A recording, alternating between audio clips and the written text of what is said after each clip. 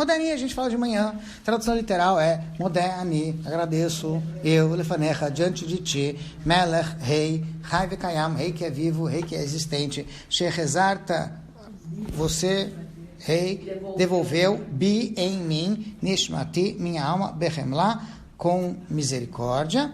Rabai na terra grande é a minha fé em você ou a tua fé em nós. Aí já é uma questão de tradução, tá? Dá para traduzir. Faz mais sentido dizer grande é a tua confiança em nós. Tá mais dentro do contexto. Muito bem. A ideia de falar o Modani, olhando pelo pshat, tá? Pela tradução literal, pela forma mais simples, é a seguinte. No Talmud, a gente encontra um texto que está no Sidur. Ou seja, se você abrir o Sidur, você vai encontrar um texto que começa com as palavras Elokai, Neshama, Shenatata, Bi, Teorahi, que é no começo da Tefilá, que é um Modani sofisticado. Ou seja, Hashem, a alma que você colocou em mim, ela é pura, e você me devolveu. É um texto muito mais amplo sobre o mesmo assunto.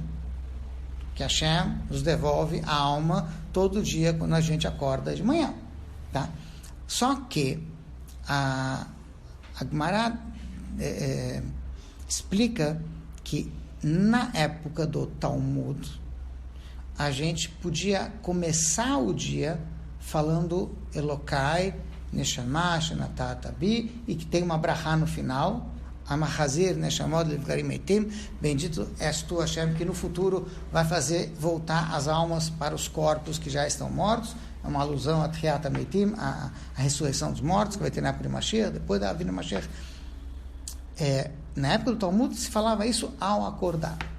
Acontece que depois, nossos sábios explicam que houve um aumento da impureza neste mundo, de modo que ao dormir a gente adquire um certo grau de impureza que impede a nós de começar o dia falando o nome de Deus sem lavar as mãos.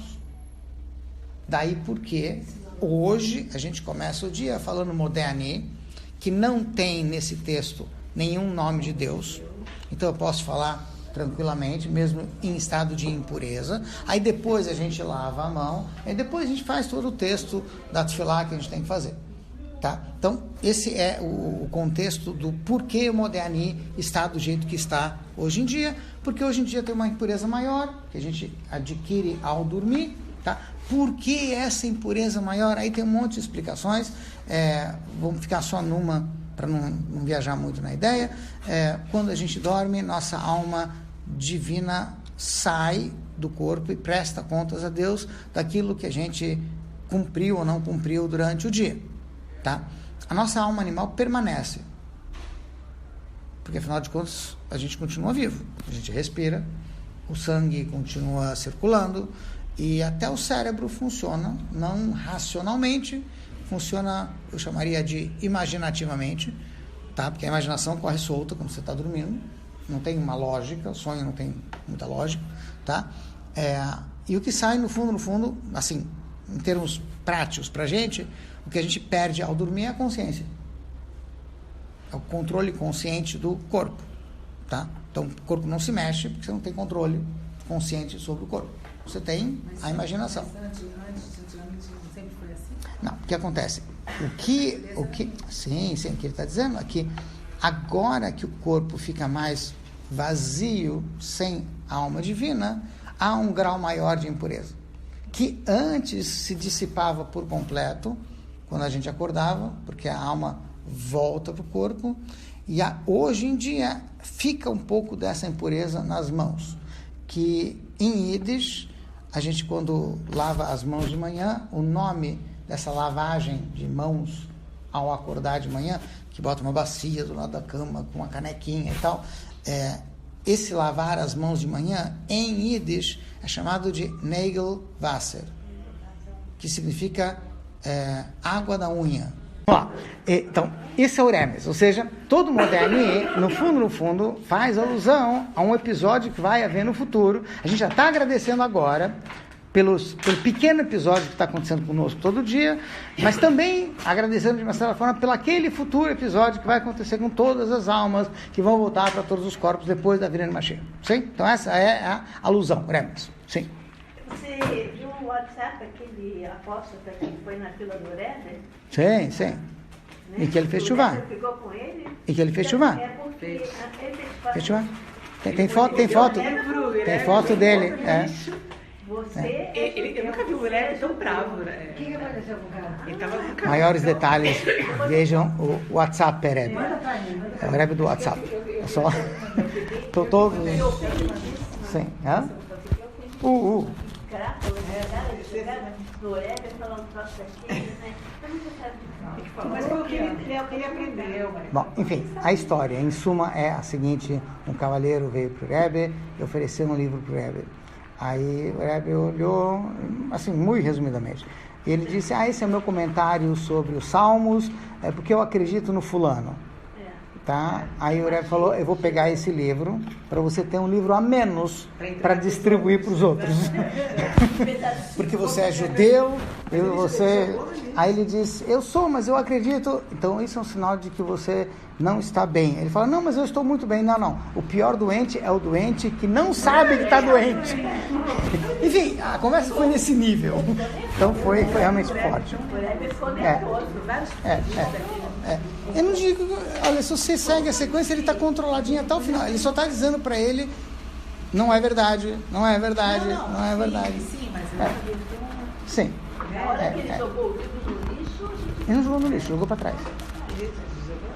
Igual o WhatsApp quando jogou aquela coisa. Tudo bem. Mas é interessante que, assim, ao que tudo indica, eu já ouvi isso já, não de hoje, mas já há alguns anos, encontraram esse cara, eu acho que na Califórnia, não sei aonde, mas encontraram ele fez chuvá, tá colocando o tefilim, tá, tem foto dele, enfim, interessante. A alma gêmea não sai, Sim. não sai. Ele pode ser convertido, ele pode ser... Sim. Então, em outras palavras, é pior do que Flamengo. Pior do que Flamengo. Uma vez Flamengo.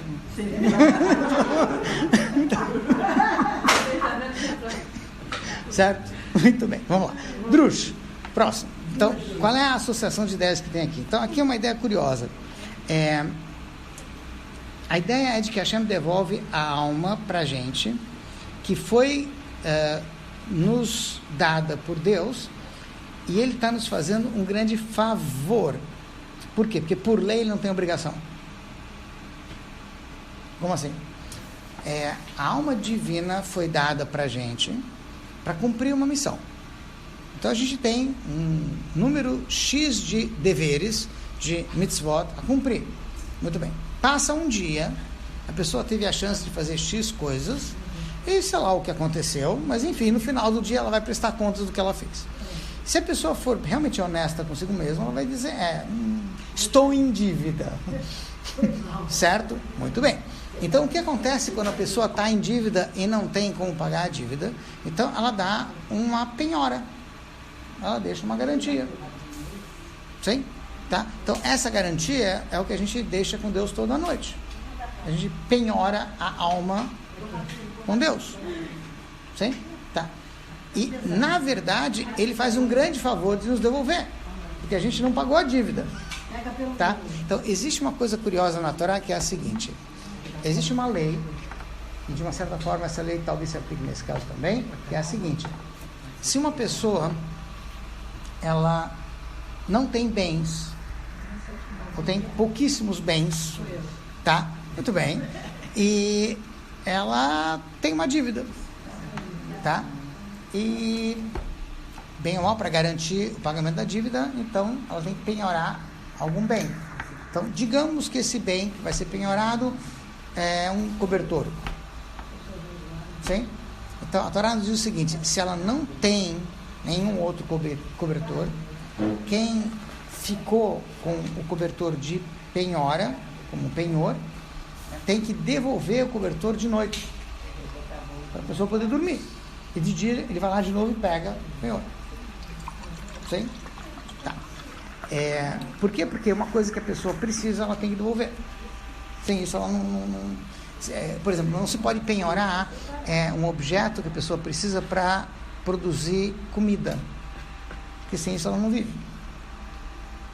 Então não pode ser penhorado, porque a pessoa precisa viver para poder pagar a dívida, senão como é que ela vai pagar? Tá?